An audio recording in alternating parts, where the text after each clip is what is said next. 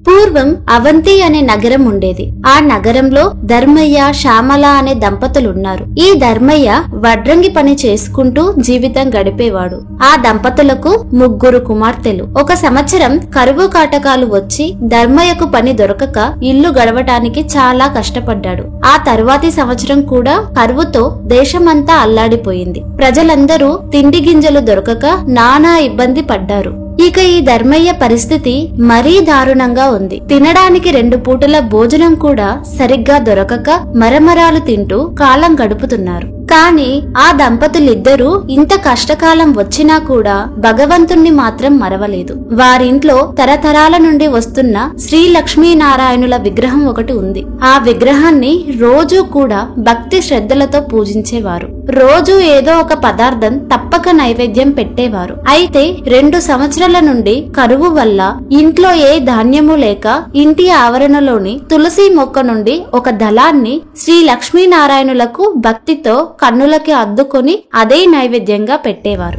ఇలా రోజులు గడుస్తుండగా ఒక రోజు రాత్రి 10 గంటల సమయంలో తలుపు తట్టిన శబ్దమైంది. అది విని వాళ్ళు ఈ వేళలో ఎవరొచ్చారని ఆలోచిస్తూ తలుపు తీసిన ధర్మయ్య దంపతులకు మధ్య వయసున్న ఒక ముత్తైదువ కనిపించింది.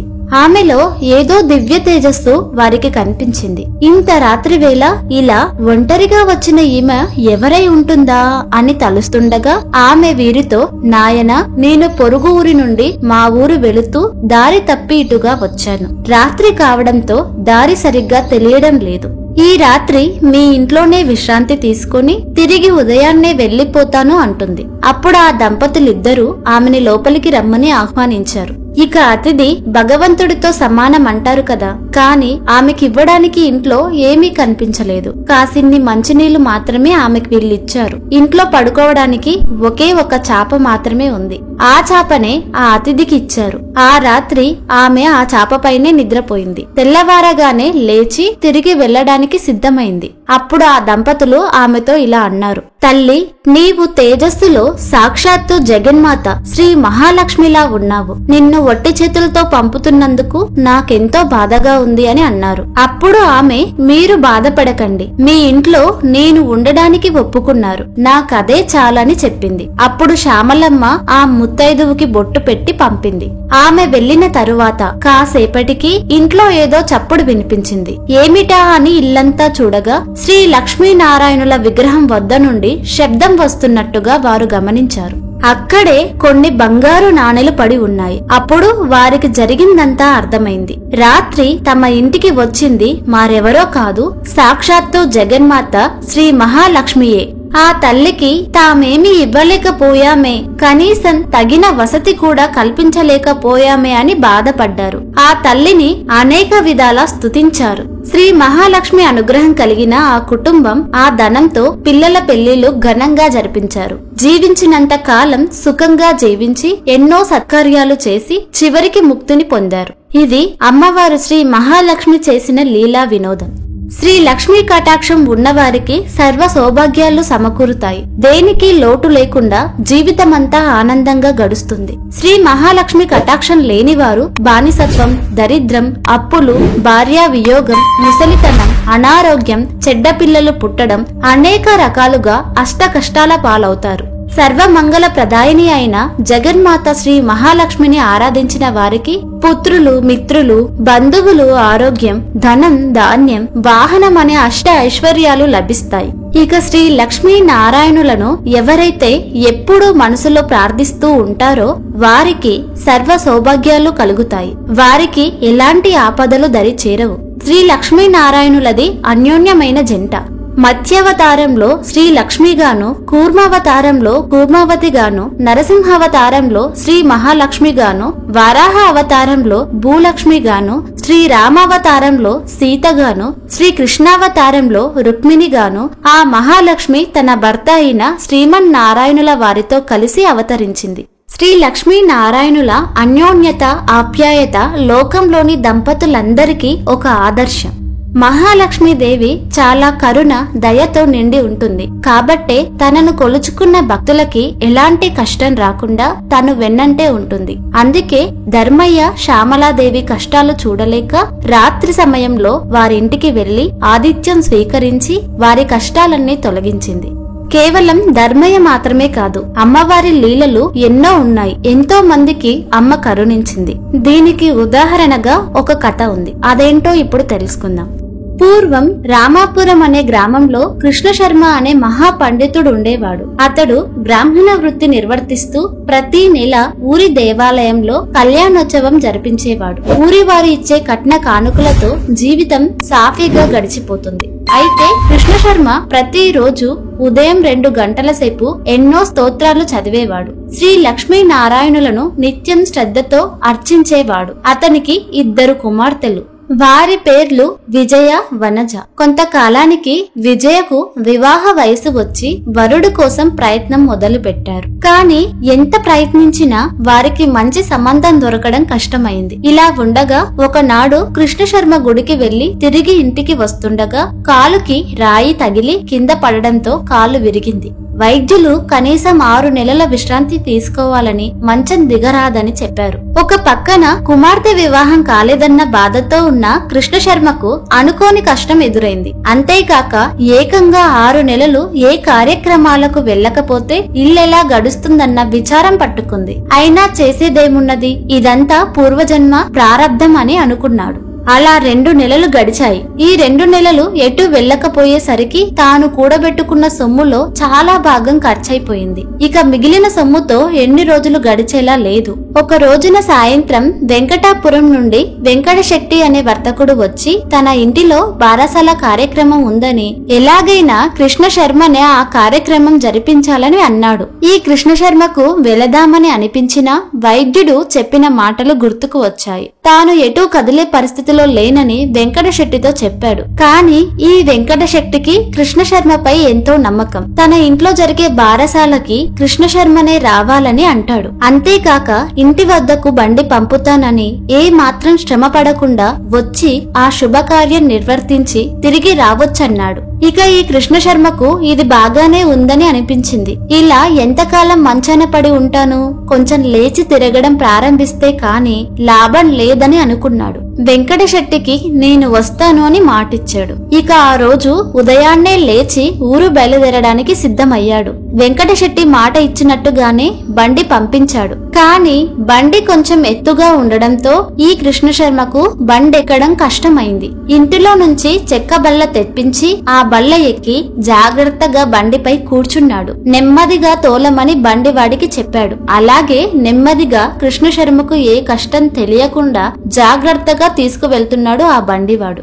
అక్కడ కార్యక్రమం పూర్తయిన వెంటనే తిరిగి రామాపురం బండిలో బయలుదేరాడు. చాలా రోజుల తర్వాత బయటికి వచ్చి బారసాల కార్యక్రమం నిర్వర్తించడం వలన కృష్ణ శర్మకు శరీరం చాలా అలసటగా అనిపించింది. ఇక వెంకటాపురం నుండి రామాపురానికి వచ్చే దారి కూడా సరిగ్గా లేకపోవడం వల్ల బండి పైకి కిందికి ఊగుతుంది. ఆ కదలికకు కృష్ణ శర్మకు ఒళ్ళంతా నొప్పులు అనిపించాయి. ఇంతలో బండికి ఎదురుగా ఒక్కసారిగా కొన్ని కుక్కలు భీకరంగా అరుచుకుంటూ ఒకదానికొకటి తరుముకుంటూ ఒకదానిపై ఒకటి పడి అరుస్తూ రాసాగాయి. అలా ఒక్కసారే కుక్కలు అరవడంతో బండి లాగుతున్న ఎడ్లు బెదిరి పరిగెత్తడం మొదలు పెట్టాయి. ఇక బండి లోపల కూర్చున్న కృష్ణ శర్మ ఒక్కసారిగా బండి నుండి కింద పడ్డాడు. అలా పడడంతో అప్పుడప్పుడే కోలుకుంటున్న కాలికి తిరిగి దెబ్బ తగిలి బాధతో విలవిలలాడిపోయాడు. ఒక్కసారిగా జరిగిన ఈ సంఘటనకి బండివాడు కూడా నివ్వెరపోయాడు. ఇక ఎడ్లను నెమ్మదిగా వీపుపై దువ్వి బండిని ఒక పక్కన ఆపి కృష్ణ శర్మ వద్దకు వచ్చాడు.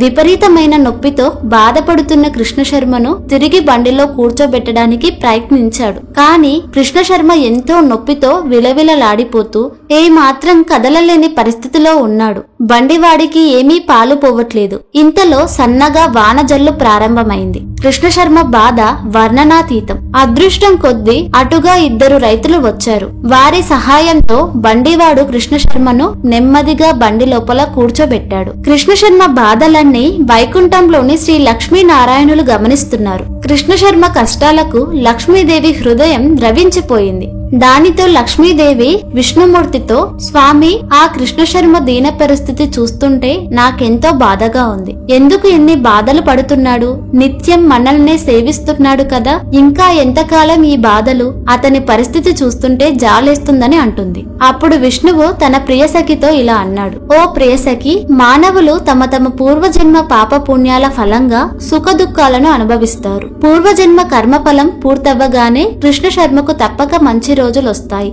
సమస్యలన్నీ తీరి సుఖంగా జీవిస్తాడని అంటాడు.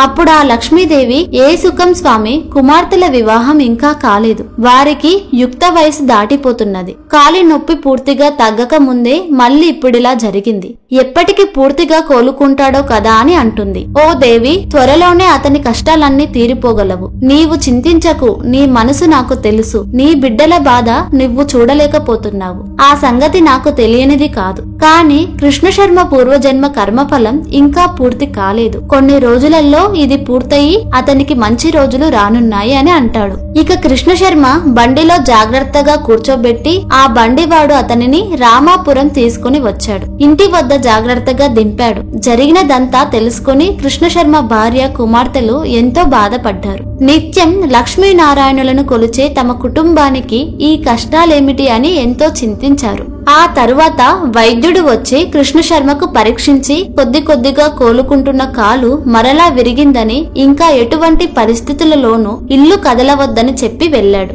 కృష్ణ శర్మ ఎంతో బాధపడి ఈ కష్టాల నుండి తమకు ఎప్పుడు విముక్తి కలిగి తిరిగి మునుపటి వలనే తిరగగలుగుతానా అని అనుకుంటాడు. రోజులిలా గడుస్తుండగా ఒకనాడు కృష్ణ శర్మ ఇంటిలో దొంగలు పడి చిన్న చిన్న వస్తువులతో సహా అన్ని వస్తువులను దోచుకున్నారు. ఆ కుటుంబం బాధ ఇంత అంత అని చెప్పలేము.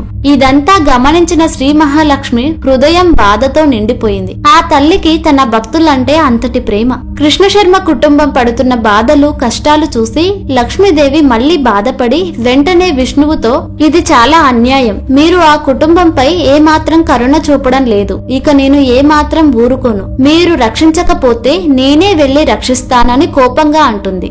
దానికి విష్ణుమూర్తి, నీ బాధ నేను అర్థం చేసుకోగలను. ఒక్కరోజు ఓపిక పట్టు. ఈ రోజుతో వారి కర్మఫలం పూర్తయినది. రేపటి నుండి మంచి రోజులు వస్తాయని అన్నాడు. అప్పుడు జగన్మాత, స్వామి, ఇంకా ఏమాత్రం నేను ఉపేక్షించలేను. వారి బాధలు చూడలేకపోతున్నాను. మీరన్నట్లు రేపొక్కరోజు చూస్తాను. ఒకవేళ వాళ్ళ బాధలు తగ్గకపోతే నేనే స్వయంగా రేపు వారింటికి వెళతాను అని అంటుంది. ఆ మరుసటి రోజు ఆ దేశపు రాజుగారు నుండి కృష్ణ శర్మకు ఆస్థాన పండితునిగా నియమిస్తున్న ఆహ్వాన పత్రం వచ్చింది. ఆ నియామక పత్రం తీసుకొచ్చిన భటులు ఎన్నో కట్న కానుకలు తెచ్చారు. అవన్నీ కృష్ణ శర్మకి ఇచ్చారు. ఇవన్నీ చూసిన ఆ కుటుంబం ఆనందానికి అంతులేదు. ఇన్ని రోజులకు తమ కష్టాలు తీరాయని సంతోషించారు. శ్రీ లక్ష్మీనారాయణులను ఎన్నో విధాలా స్తుతించారు. దానితో మహాలక్ష్మి కూడా ఎంతో సంతోషించింది. కొంతకాలానికి ఆ కుటుంబం ఆర్థికంగా ఎంతో ఎదిగి కృష్ణ శర్మ కుమార్తెలిద్దరి వివాహం జరిపించాడు. కృష్ణ శర్మ దంపతులిద్దరూ జీవించినంత కాలం సుఖంగా జీవించి